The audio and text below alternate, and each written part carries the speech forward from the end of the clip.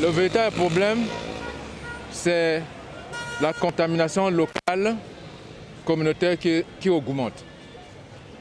Cette contamination, elle est dangereuse parce que la taille moyenne d'un ménage est de 6 personnes. Bon, quand nous comptons que nous sommes tous des Congolais, on s'aime les uns les autres dans nos familles, on peut se retrouver 10-15 dans une maison.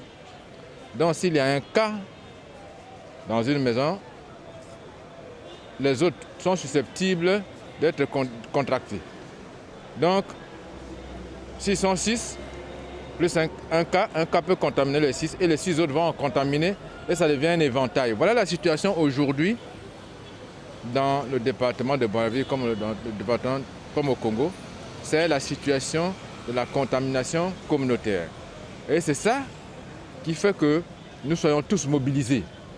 Aujourd'hui, dans notre pays, au Congo, à la lecture des premières données, je sais que le phénomène est encore mineur, mais nous sommes en train de voir que c'est la cour de 30, 40, 50 ans. Ce sont ces tranches d'âge qui sont atteintes. Ça, c'est très dangereux parce que ce sont des tranches d'âge qui participent à la vie active, au développement économique. Donc là, je crois qu'il faut déjà qu'on puisse bien cerner ce problème. Il est encore très tôt de se prononcer, mais c'est déjà un clignotant, ça c'est de 1. De 2, il y a aussi un clignotant sur la distribution par sexe. Nous sommes en train de voir que les hommes sont plus atteints que les femmes. Là aussi, le phénomène est encore mineur. On va voir dans le temps qu'est-ce qu'il en est exactement. Mais on ne peut pas s'amuser. Aujourd'hui, nous sommes devant un choix. Il s'agit de choisir entre la vie et la mort. Mais je ne vois pas un homme, je n'ai jamais vu, même dans ma pratique de médecin, je n'ai jamais vu un homme choisir la mort. Notre choix à nous, et qui doit être conscient, c'est le choix de la vie. Et le choix de la vie, c'est le respect des gestes et barrières.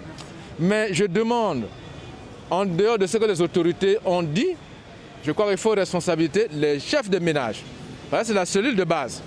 Chaque chef de ménage doit veiller pour que, déjà au niveau du ménage, quand les gens sortent du ménage, ils doivent porter leur bavette. Et quand ils reviennent ou en sortent, ils doivent respecter les gestes et barrières.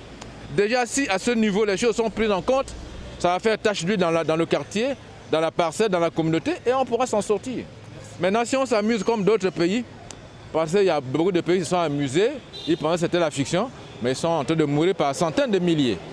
Mais nous ne sommes pas nombreux au Congo, on ne va pas arriver à cette situation. Voilà.